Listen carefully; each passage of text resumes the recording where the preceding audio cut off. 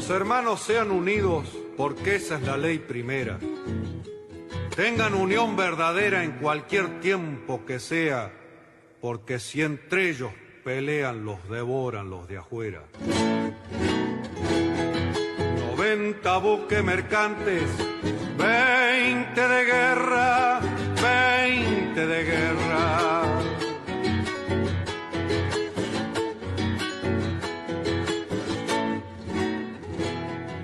Vienen pechando arriba las aguas nuestras, las aguas nuestras.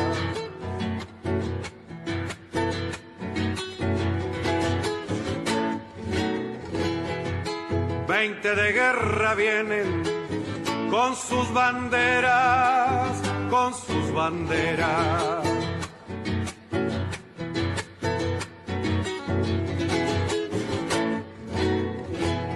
La pucha con los ingleses, ¿quién los pudiera? ¿Quién los pudiera? Que lo tiro a los gringos, Unigran 7, navegar tantos mares, venirse al cohete, que digo venirse al cohete. Buenas tardes, queridos oyentes. Con los acordes y el canto del triunfo, La Vuelta de Obligado, de Miguel Brasco y Alberto Merlo, interpretado por este último, hoy, 29 de septiembre, damos comienzo al programa 272 de Obligados a Volver, programa que se transmite todos los miércoles y sábados a las 18 horas por nuestra página en Facebook, Obligados a Volver, programa radial. Obligados a Volver, un análisis de la realidad argentina y mundial desde nuestra mirada, que es nacional, popular, democrática, feminista, latinoamericanista y ambientalista. Obligados a volver, porque como dijo el general San Martín, cuando la patria está en peligro, todo está permitido, excepto no defenderla. Recordando y reivindicando además nuestras consignas fundacionales: lealtad a Perón, Cristina Conducción. Dirección: Norberto Raful y consejo de columnistas y asesores. Locución: quien les habla, Marina Martínez. En la operación técnica, Nicolás Rearte.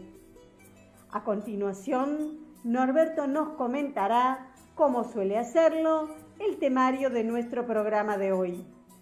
Buenas tardes, Norberto. Buenas tardes, Marina. Buenas tardes a todos, todas y todes les oyentes de Obligados a Volver. Programa número 272, que corresponde al miércoles 29 de septiembre, con este temario. En nuestro primer bloque arrancamos con las efemérides de Edgardo Margiota, luego vienen las operetas del Grupo Comuna, comunicadores de la Argentina, y le sigue la política nacional con Carlos Olubica. A continuación, un tema musical que cierra el primer bloque con Cosecheros de Bruno Arias y los musiqueros del Tafí. Un pequeño intervalo para hacer conocer nuestras otras propuestas de comunicación y entramos al segundo bloque con la columna de economía de Jorge Manchinelli y este título, El Deudicidio. Le sigue Marina Martínez con su columna de perspectiva PSI y este título, Después de las PASO. A continuación, nuestro columnista invitado, Alberto Silioni, se va a referir a los cambios previstos en materia de educación con el nuevo gabinete. Finalmente, cerramos el bloque y el programa con un tema musical de Pajarito de Charo Bogarín. Dicho esto, arrancamos con las efemérides que prepara Edgardo Margiota. Conocer el pasado para iluminar el presente y construir el futuro. Efemérides correspondientes a la semana que se inicia. 30 de septiembre de 1946, el presidente Juan Domingo Perón presenta el primer plan quinquenal para el período 1947-1951. preparado bajo la dirección del secretario técnico de la Presidencia, José Figuerola, será el primer intento de planificación del desarrollo económico y social de la Argentina en beneficio del pueblo, en conformidad con el nuevo papel asignado al Estado en esa materia. 2 de octubre de 1968 se produce en México la matanza de Tlatelolco en la Plaza de las Tres Culturas, en una concentración de casi 50.000 estudiantes. Ante el disparo de una bengala, el ejército comenzó una salvaje represión. Casi 400 estudiantes muertos y más de 1.000 resultaron heridos de gravedad. Se quemaron gran parte de los cadáveres y los heridos fueron llevados a hospitales militares para ocultar la verdad. Hoy, tantos años después, aún no se sabe de dónde partieron las órdenes. 2 de octubre de 1994, muere en Buenos Aires el político, historiador y periodista Jorge Abelardo Ramos, inspirador y figura emblemática de la corriente político-ideológica que dio en llamarse Izquierda Nacional. Continuando ahora con nuestro programa, vamos a escuchar un repaso a los comentarios políticos de la prensa hegemónica, las operetas al 26 de septiembre que prepara Comuna, Comunicadores de la Argentina. Apoyo mediático al nuevo nazareno de la Corte. La nauseabunda pelea por el poder entre los jueces de la Corte Suprema, que es también una pelea por dinero, obligó a los medios opositores a olvidarse bruscamente de su impostura republicanista y de defensa de las instituciones democráticas para encubrir la indignidad del nuevo presidente supremo Horacio Rosati, que pasa a la historia emulando a Julio Nazareno.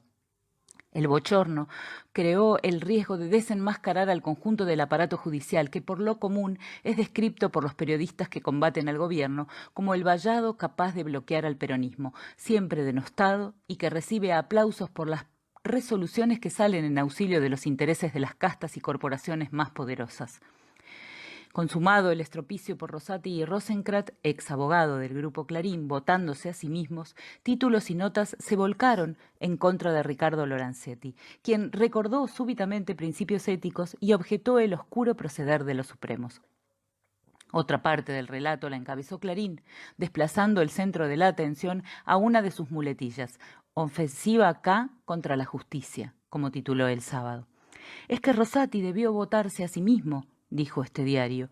La gavilla de las sección judiciales que tiene a Santoro como cabecilla se esmeró en destacar la dilatada trayectoria de Rosati, con las previsibles felicitaciones, porque cuando renunció como ministro de Justicia de Néstor Kirchner, Alberto Fernández era jefe de gabinete, lo hizo con acusaciones de corrupción que recitó también previsiblemente en estudios de TN.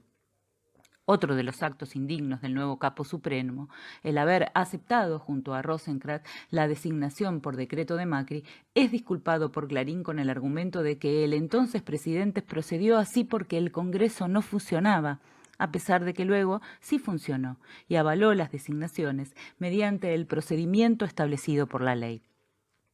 Rosati es bueno, quiere dialogar, tipió el domingo Capielo en La Nación, en otra disculpa que sin querer explica Morales Solá, el mismo día, en el mismo diario. Con este cambio, la justicia toma distancia de Cristina Kirchner. Lo expresa pensando en noviembre, para cuando desplazó su ilusión de que el resultado de las legislativas le den nuevos bríos a las causas contra la vicepresidenta, para quien este pensador escribió meses atrás que le espera la guillotina. Casi cayendo en la sección de los chistes, Morales Solá habla de la mayoría que eligió a Rosati. Por los demás, el despliegue incesante de los medios opositores fue dirigido contra todas y cada una de las decisiones gubernamentales.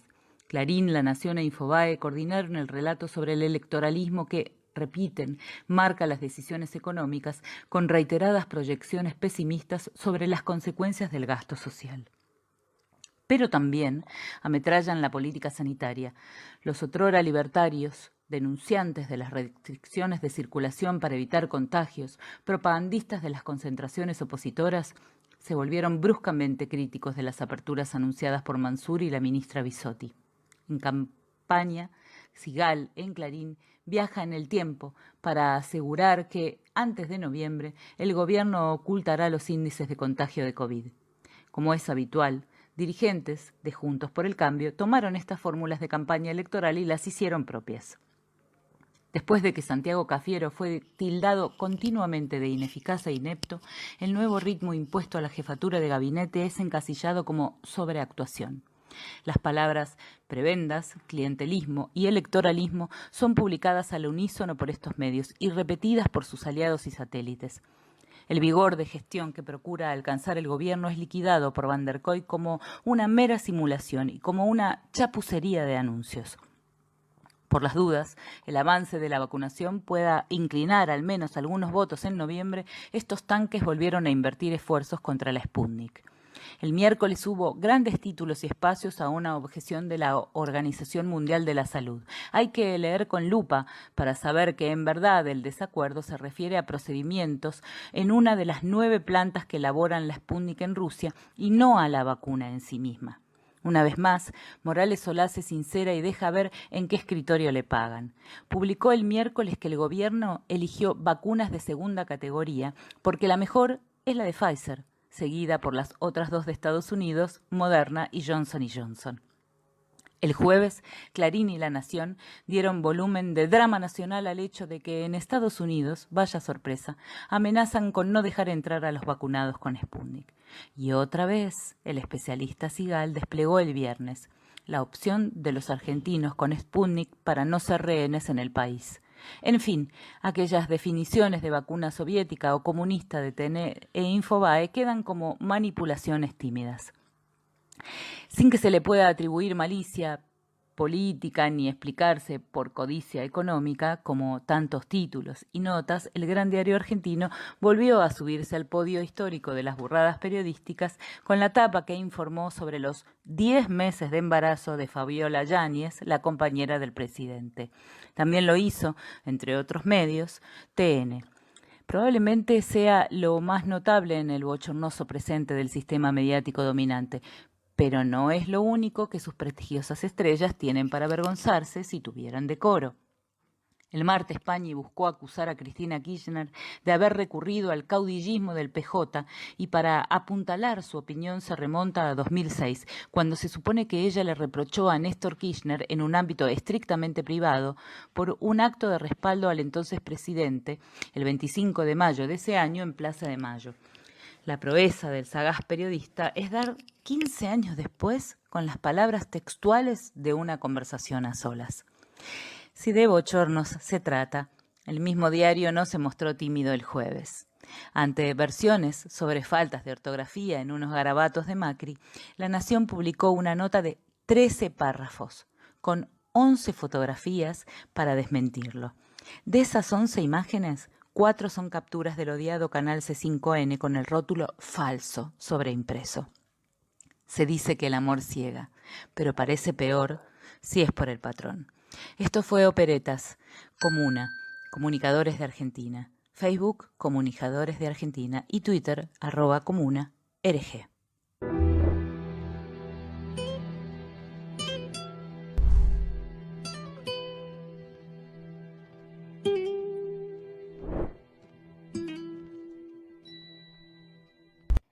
Hola, soy Carlos Olubica y voy a hablar de la política nacional. En el momento de realizar esta grabación es el lunes 27 de septiembre, cerca de las 18 horas. La Corte Suprema de Justicia exhibió de manera vergonzosa la degradación institucional y moral de una parte importante del sistema judicial argentino.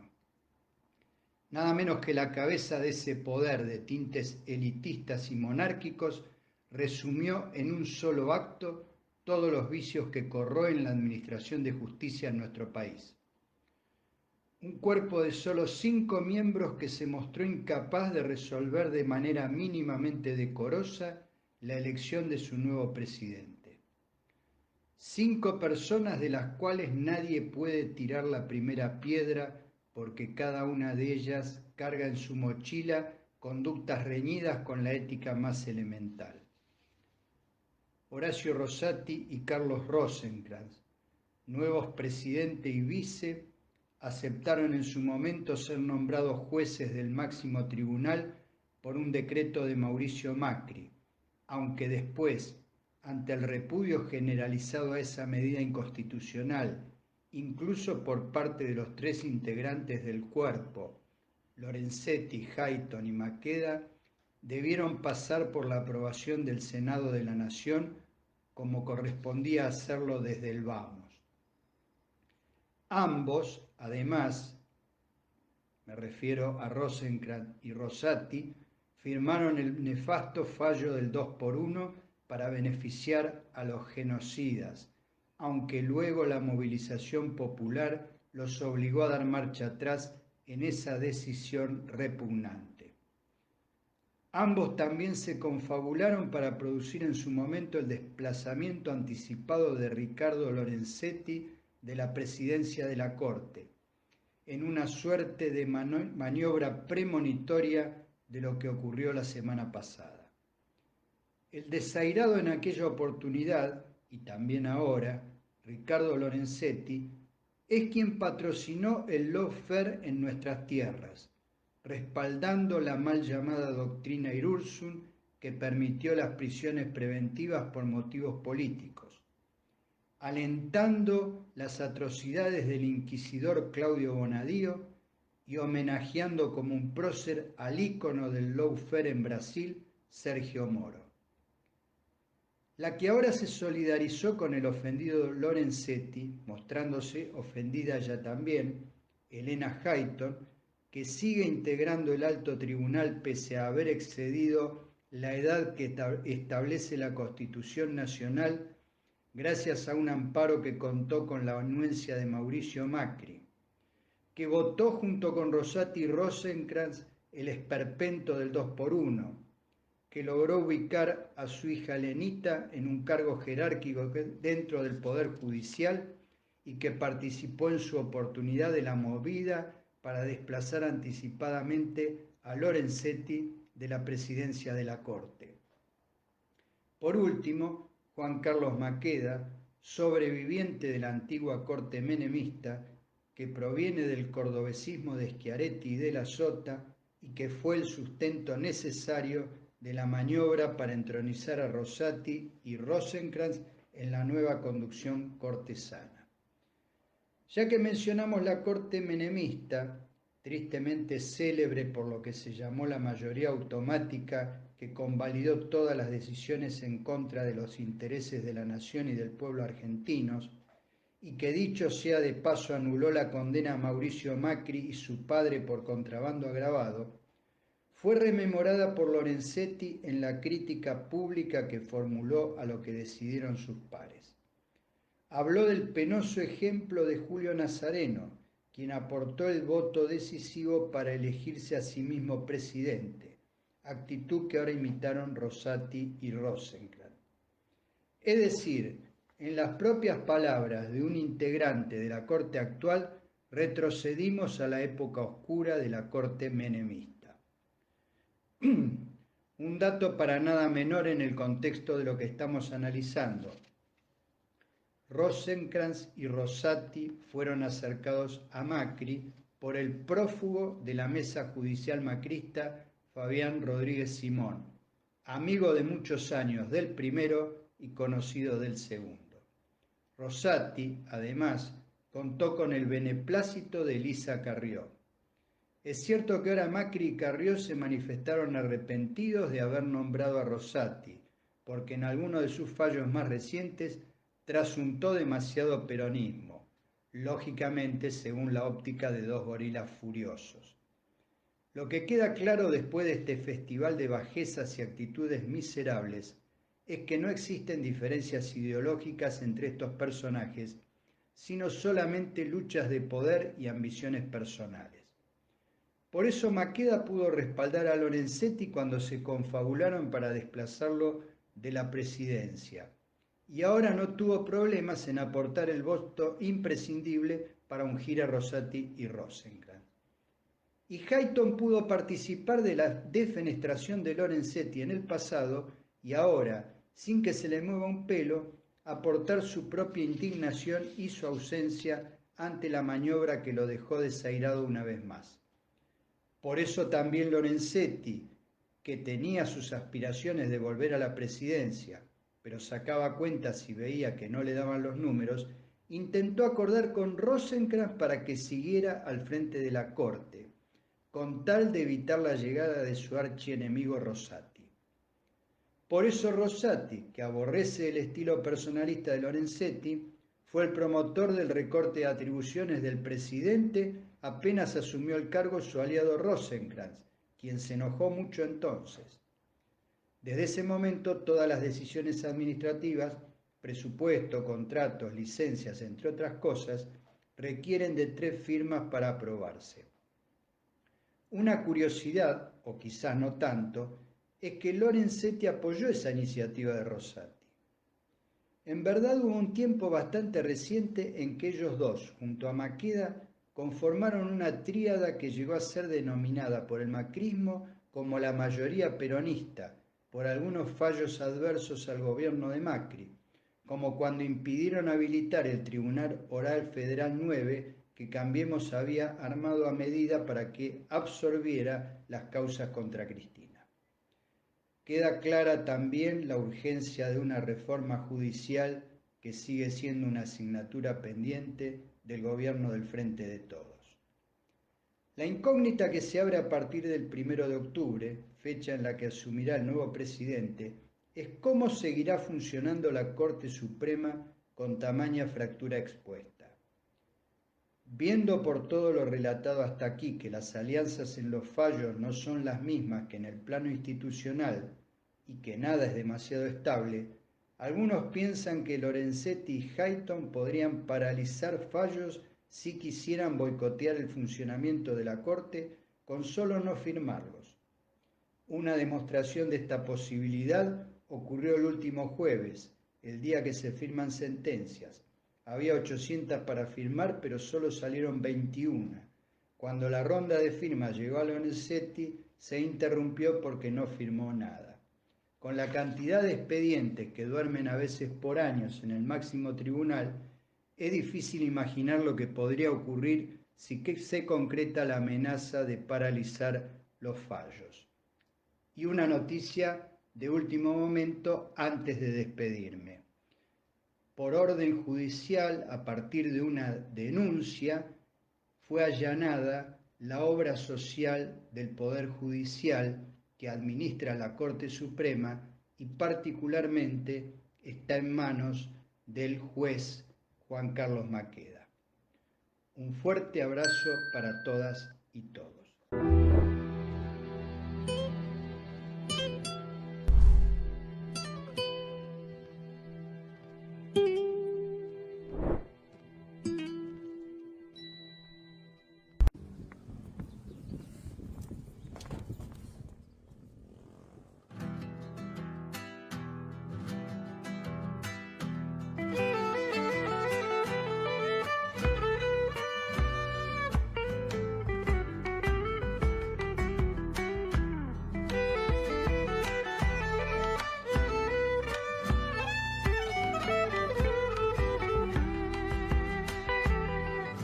Ya se asoma el otoño con su nube de pan. Salen vestidos de harapo a la ruta. Llevan colgando el costal de la fruta. Cosecheros. Seca el sol el rocío, hora de cosechar. Andan cantando y silbando en las fincas. Sueltan el cuento, la broma y la risa. Cosechero. Luna que va, como besando los ranchos, luna que va, esperanzando a los changos de mi tierra tucumana cosechera.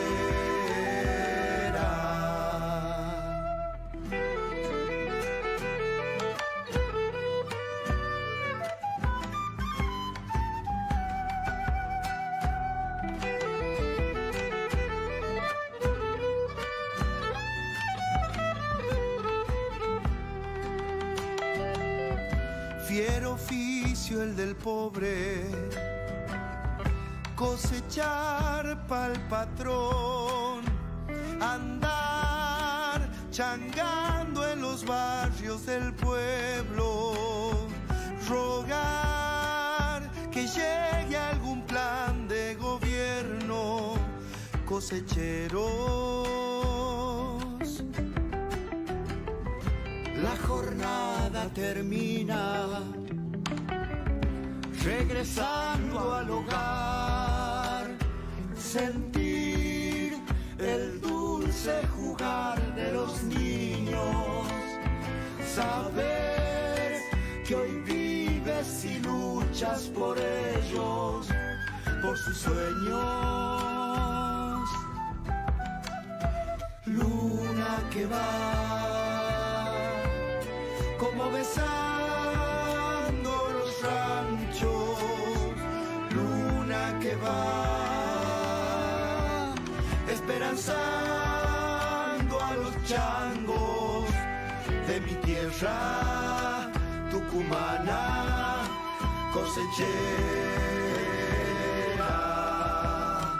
de mi tierra tucumana tafiseña.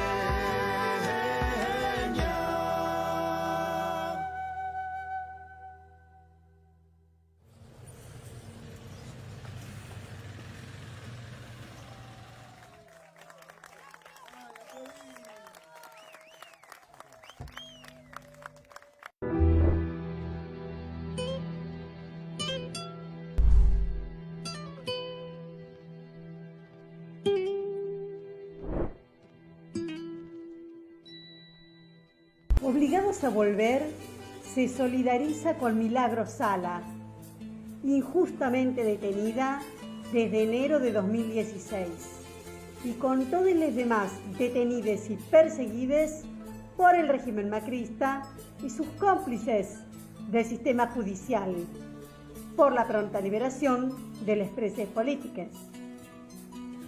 A 6 meses de la desaparición de Tehuel, el joven trans de 22 años, que salió el 11 de marzo de 2021 a buscar trabajo, nos seguimos preguntando, ¿dónde está Tehuel?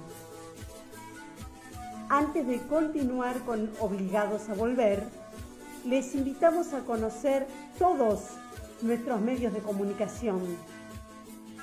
Nuestras páginas en Facebook, Obligados a Volver Programa Radial, en la que además de transmitirse las emisiones de nuestros programas, se publican las noticias de política nacional. Y la Lealtad Política y Cultura, en la que podrán ver las publicaciones de arte, cultura, noticias de la patria grande y del panorama internacional en general. El grupo de Obligados a Volver, dispuesto para el intercambio de información y debate entre nuestros oyentes. También el rotativo de Obligados a Volver, un servicio cotidiano de noticias, arte, música y buen humor, al que se accede adhiriendo a un grupo de WhatsApp. Les recordamos suscribirse a nuestro canal de YouTube Obligados a Volver, donde pueden consultar los programas ya emitidos y material audiovisual en varias listas de reproducción. Y seguimos sumando espacios para compartir con ustedes. Ahora también estamos de lunes a miércoles a partir de las 21 horas comentando las noticias más importantes en un nuevo espacio llamado Comentarios Obligados. Y los jueves, también a partir de las 21, el mejor humor político de la actualidad en Humor Obligado. Los esperamos, como siempre, en nuestra página en Facebook, Obligados a Volver, programa radial.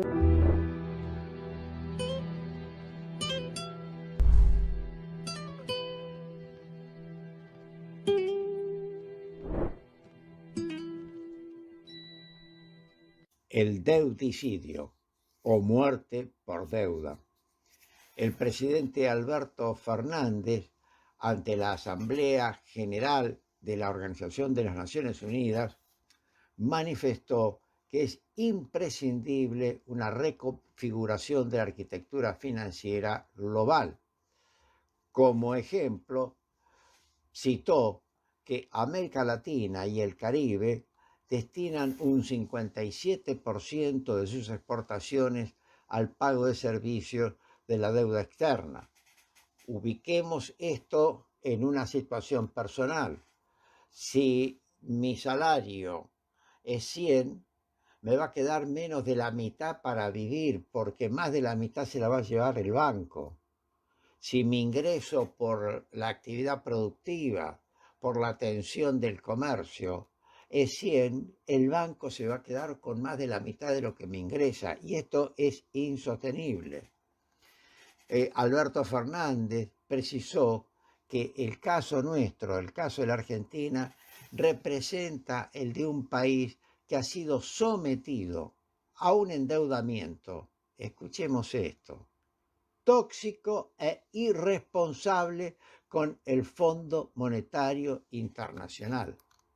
Y ya en el deudicidio recordó que los 57.000 millones de dólares que Macri consiguió del fondo para su campaña electoral, no lo dijo esto Alberto Fernández, esto lo decimos nosotros, lo dice quien está hablando, los 57.000 millones de dólares que consiguió Macri para su campaña electoral equivale a todo lo que el Fondo Monetario Internacional desembolsó en el año de la pandemia a 85 países del mundo.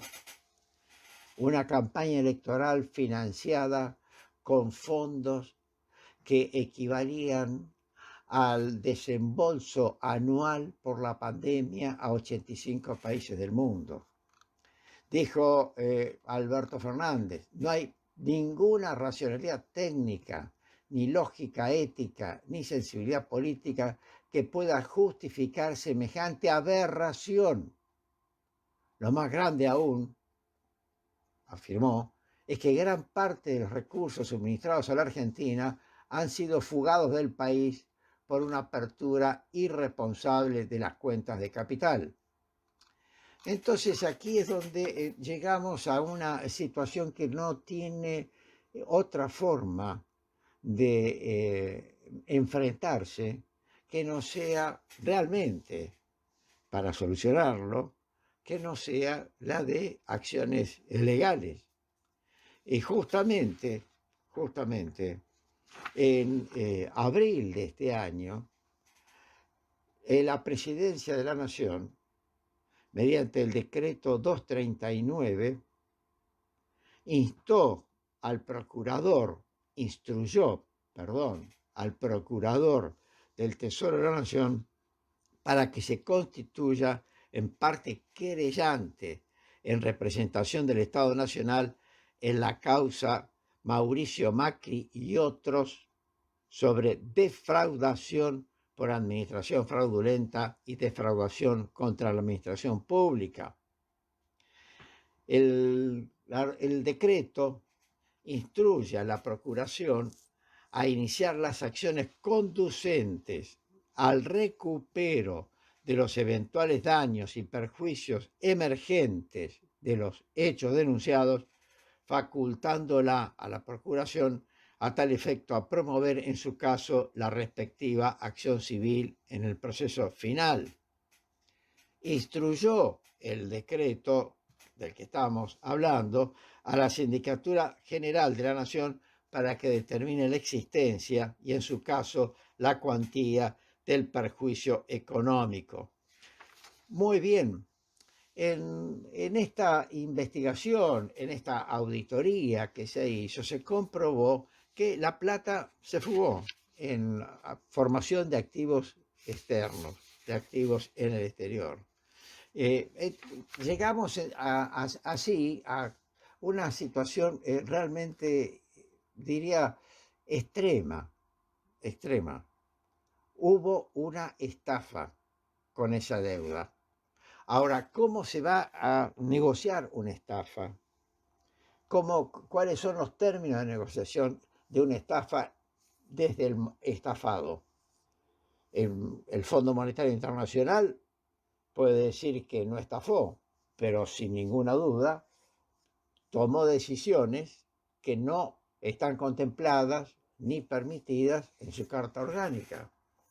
El gobierno argentino vigente, en uso de los poderes del gobierno por la Constitución Nacional, está en condiciones y en situación apropiada para iniciar acciones contra el estafador.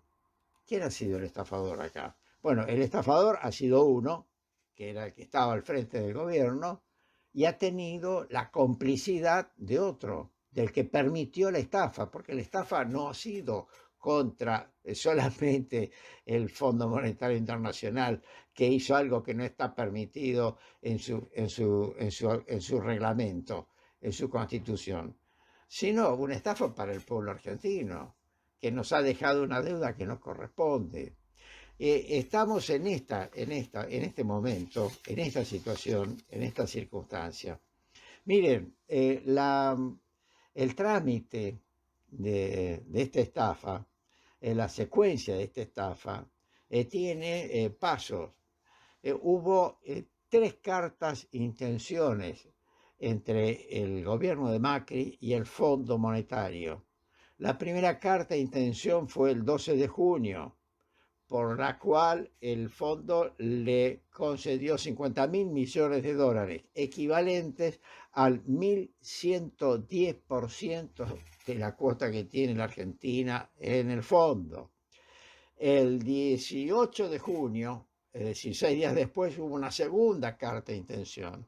Y el 17 de octubre, una tercera carta de intención que le agregó 7.100 millones de dólares a los 50.000.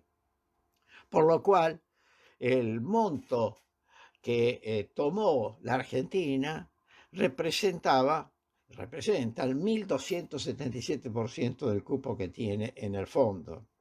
Ahora, esos fondos fueron transferidos, fueron aprobados por el Fondo Monetario como apoyo presupuestario y aceleración del cronograma de desembolsos. ¿Qué pasó con eso? Y bueno, pasó que esos fondos se fugaron.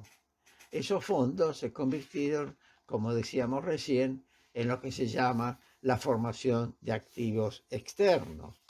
En esta situación estamos con el Fondo Monetario.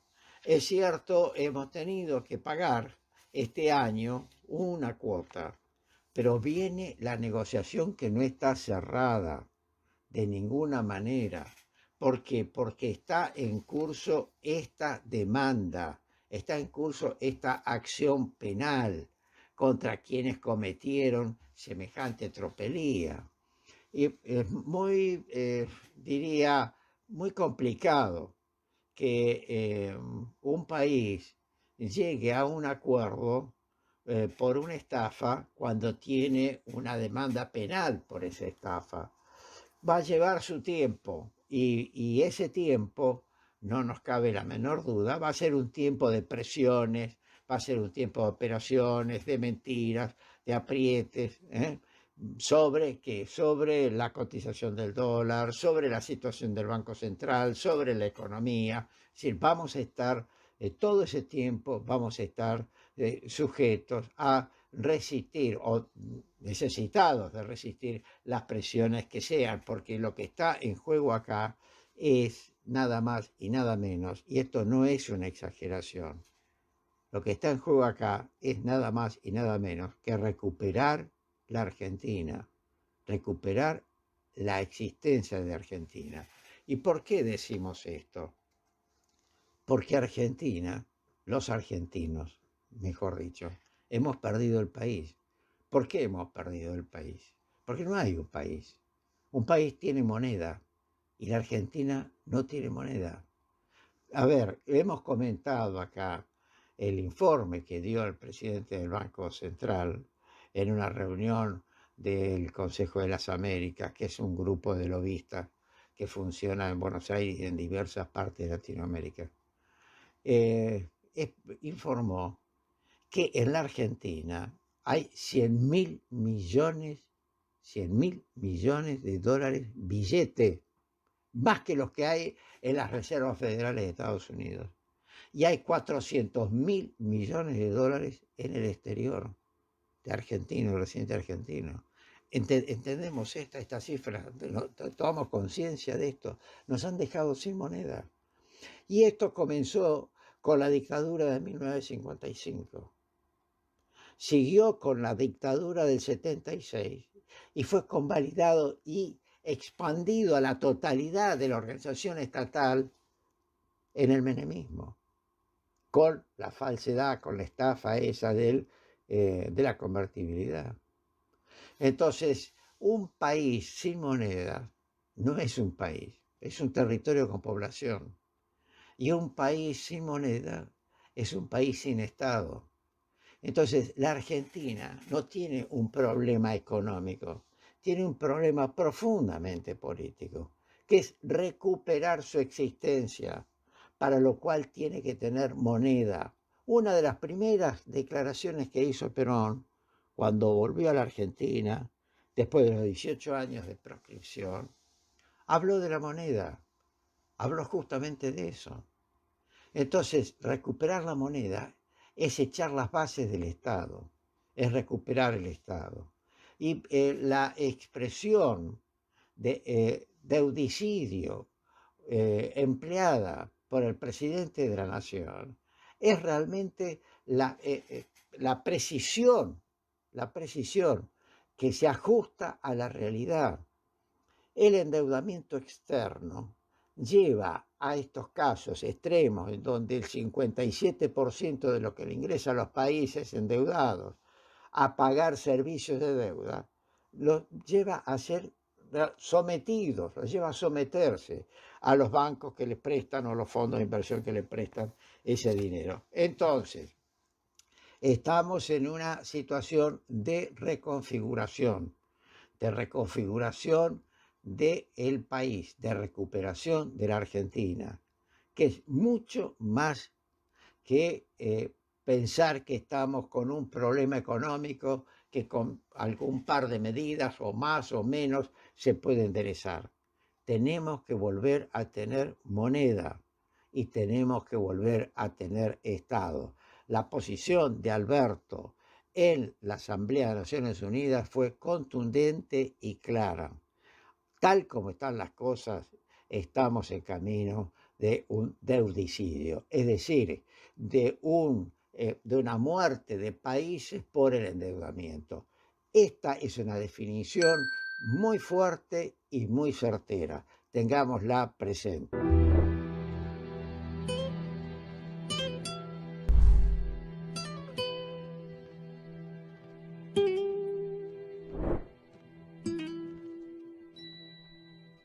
Buenas tardes, queridos oyentes de Obligados a Volver. Soy Marina Martínez y esta es mi columna de Perspectiva PSI. Hoy quiero compartir con ustedes algunas reflexiones e interrogantes que fui pensando en estos días posteriores a las PASO del 12 de septiembre, con los diferentes análisis que a propósito de los resultados se fueron produciendo. Mucha tinta y diferentes voces han ido realizando sus aportes. Y no se trata aquí de analizar lo analizado, sino de ir un poco más allá de lo textual, para poder pensar en los entre líneas y entre voces y pasar de las certezas a los interrogantes. El hecho en cuestión, sin eufemismos, es el resultado negativo e inesperado para el frente de todos de las PASO. Y lo que siguió fue intentar encontrar los motivos de esa aparente pérdida de votos. Les propongo que dejemos a un lado la bronca, el temor al avance de la derecha o incluso la decepción y evitemos echar culpas para poder centrarnos en algunas preguntas que me parecen importantes para plantear, si es que queremos entender por qué algunos sectores sociales, como aquellos que viven en barrios vulnerados, no habrían votado al peronismo. En primer lugar, aclaro que digo vulnerados y no vulnerables, porque no tener acceso a los servicios básicos es una vulneración de derechos. Que Ramona haya fallecido de COVID el año pasado porque en su barrio no había agua, algo esencial para la vida e imprescindible para prevenir el COVID y tantas otras enfermedades, significa lisa y llanamente que su derecho a la vida fue vulnerado.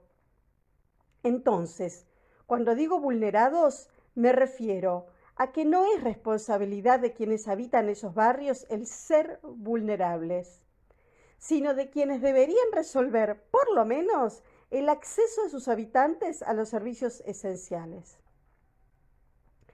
Y con respecto a las personas que viven en los llamados barrios populares, que no porque se los nombre de otra manera son menos vulnerados, circuló en las redes en estos días una nota de Mayra Arena, quien se autodefine como pobre por haber vivido en uno de ellos en Bahía Blanca, y las respuestas de César González a Mayra, que también se conoce de cerca cómo se vive en las antes llamadas villas. A partir de sus planteos me surgió esta pregunta: ¿de qué sujeto político se habla cuando se nombra a los pobres, los que menos tienen, los más vulnerables? ¿A qué sujeto político le habla el peronismo cuando se dirige a los pobres?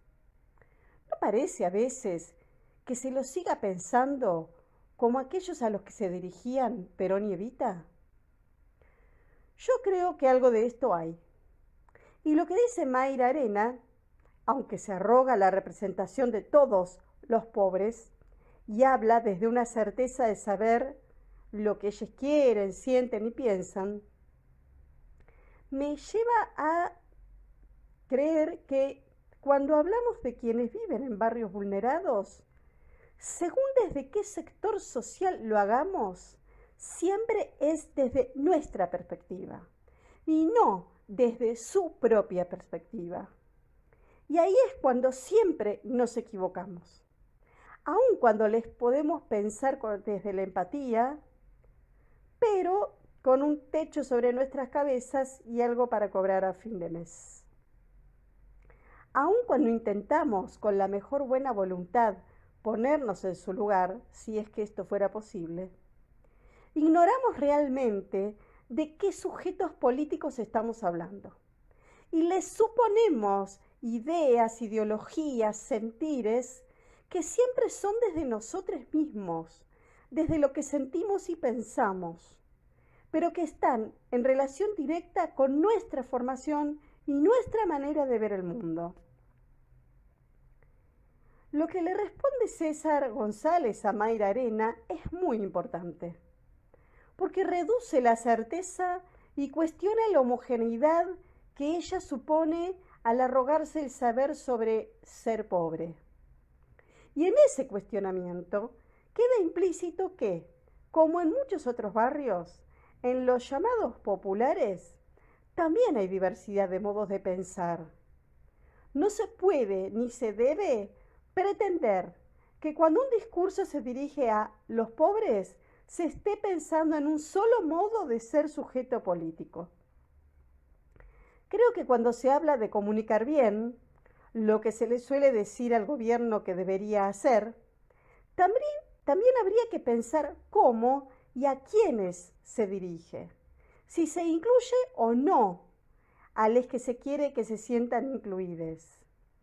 Y sí, el lenguaje inclusivo es importante, porque en las villas, como en cualquier barrio, vivimos mujeres y personas no binarias, y no son precisamente las personas travestis y trans las que viven en las mejores condiciones económicas, ¿verdad? Tal vez a algunas personas no las represente, pero el masculino genérico a las mujeres y personas transgénero no nos incluye. Y de lo que se trata es de pensar, otra vez, a qué sujetos políticos se va a dirigir el peronismo si queremos revertir los resultados de las PASO. Para empezar, habría que poner un signo de pregunta cuando se habla de los pobres, para empezar a pensar de quiénes se habla cuando se los nombra, porque si no, les que no se sienten incluidos, les que nunca ven que se atiendan sus derechos vulnerados, a quienes no les llega ni el discurso ni las soluciones, tal vez ni siquiera se sientan con ganas de votar. Perón y Evita crearon un nuevo sujeto político, la clase trabajadora.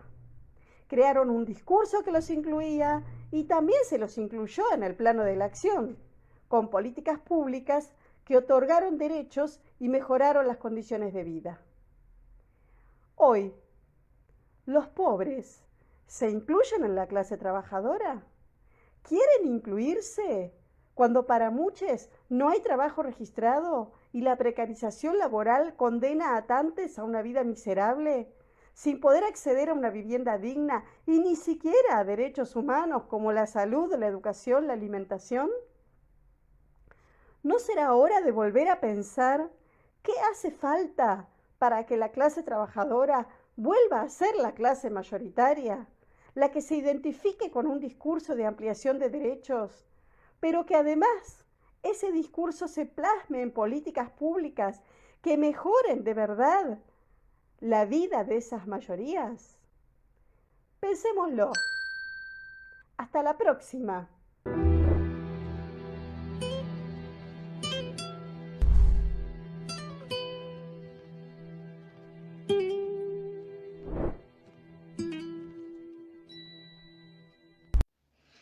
¿Cómo les va a los y las oyentes de Obligados a Volver? Soy Alberto Sileoni, agradezco la invitación para pensar junto con ustedes en esta nueva etapa tan significativa que ha relanzado el Gabinete Nacional, después de que el presidente haya escuchado la voz de la sociedad, ¿no? Una sociedad que nos ha pedido a los que estamos en el campo nacional y popular repensar el rumbo, ¿no? En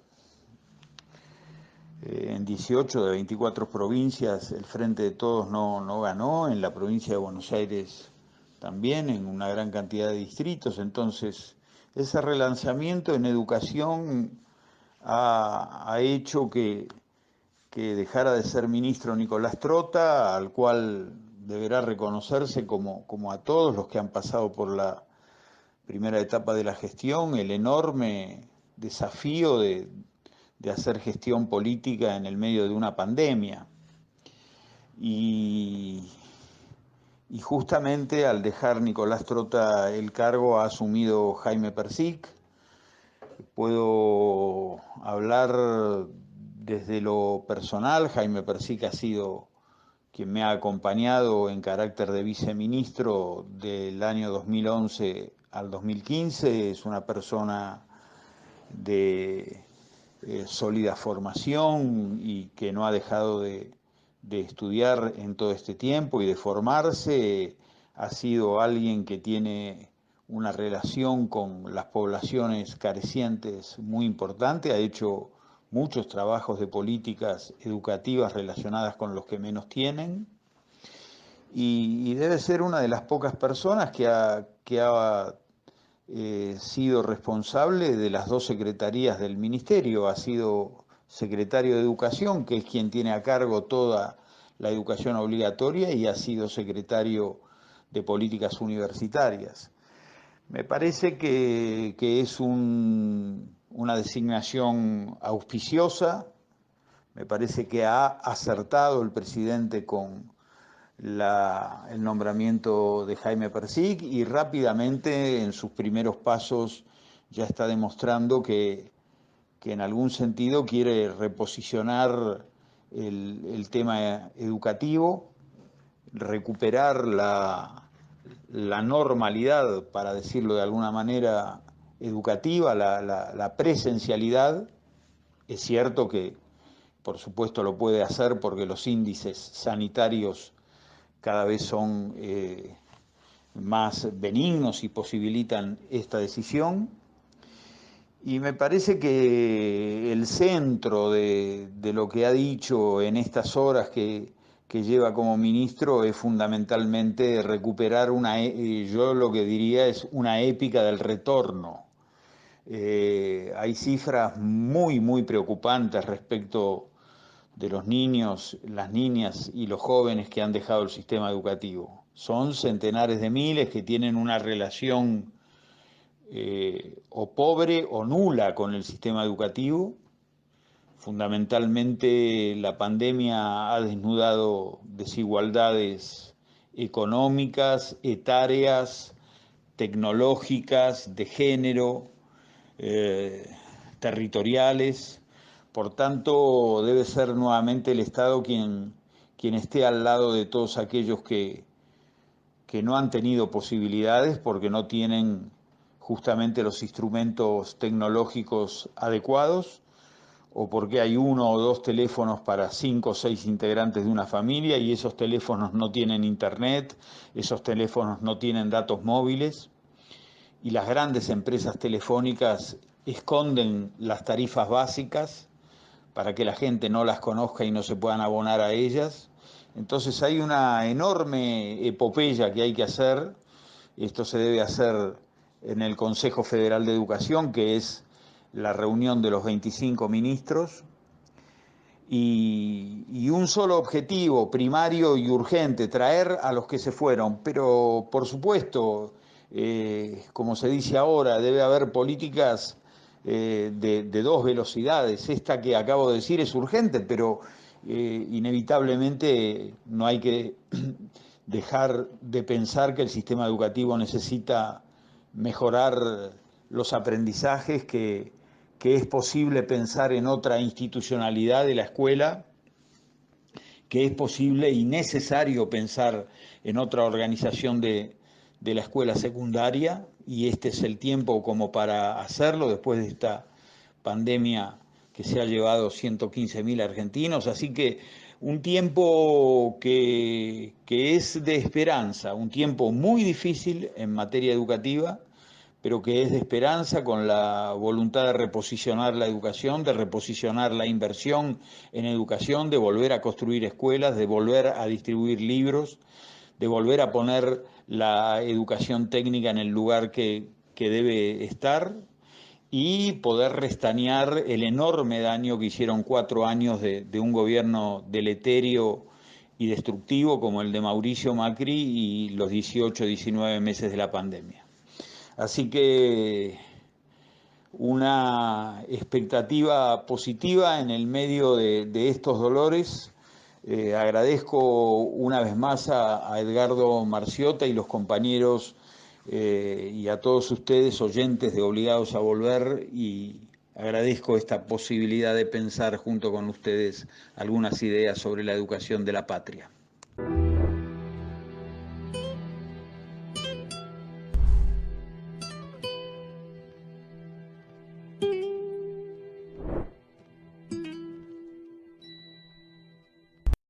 Pajarito, pajarito, pajarito, no me ves porque estoy bien escondida, pajarito, en mi querer.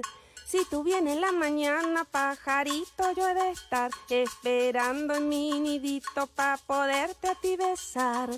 Besa que te besa, pajarito, trina que te trina tu cantar, porque si tú vienes, pajarito, mi corazoncito ha de estallar.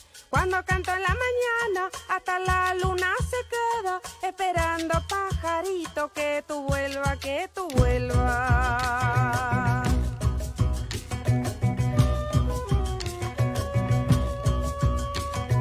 Arribita en la colina veo un pájaro granar, no es mi lindo pajarito, es ave de otro corral, es ave de otro corral, ese plumón cocorero, grana y grana en su nidito, chua y chua pendenciero. Besa que te besa, pajarito, trina que te trina tu cantar, porque si tú vienes, pajarito, mi corazoncito ha de estallar. Cuando canto en la mañana, hasta la luna se queda esperando, pajarito, que tú vuelvas, que tú vuelvas.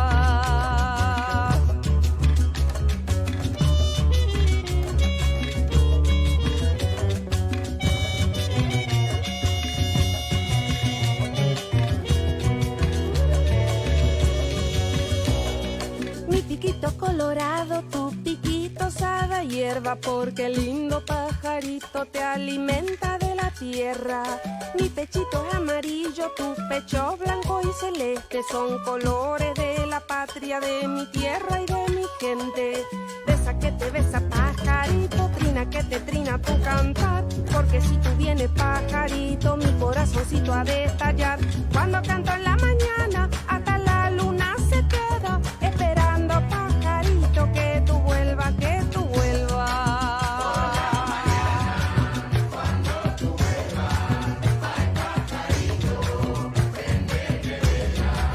Por la mañana, cuando tú vuelvas, ay pajarito, prendeme vela.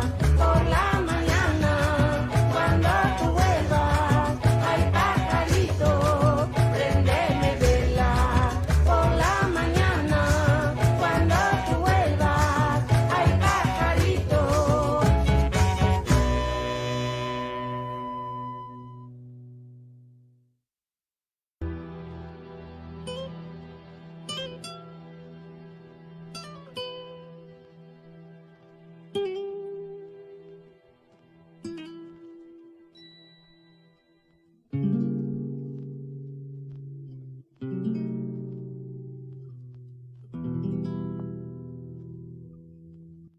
Se nos está terminando el programa. Agradecemos a nuestro operador, Nicolás Rearte, por su trabajo que nos permite salir al aire. A todos los oyentes por su atención, especialmente a los que ponen me gusta en nuestras páginas de Facebook. Antes de despedirnos, les recordamos que nuestro programa de radio Obligados a Volver se transmite todos los miércoles y sábados, siempre a las 18 horas. Los comentarios obligados de lunes a miércoles a partir de las 21 horas. Y los jueves, también a partir de las 21, el mejor humor político de la actualidad en Humor Obligado. Este fue otro programa de Obligados a Volver, acompañándoles en sus casas desde la de cada uno de los que hacemos este programa, cumpliendo las disposiciones del Gobierno Nacional en la lucha contra la pandemia. Volvimos, pero estamos obligados a seguir militando, porque la patria sigue estando en peligro, ya que la derecha reaccionaria conspira para derrocar a nuestro gobierno, que con sus aciertos y errores trata denodadamente de resolver las dificultades provocadas por las dos pandemias. Por eso, continuaremos con nuestra tarea siguiendo el legado del libertador San Martín. Cuando la patria está en peligro, todo está permitido, excepto no defenderla. Recordando y reivindicando nuestras consignas fundacionales. Lealtad a Perón, Cristina Conducción.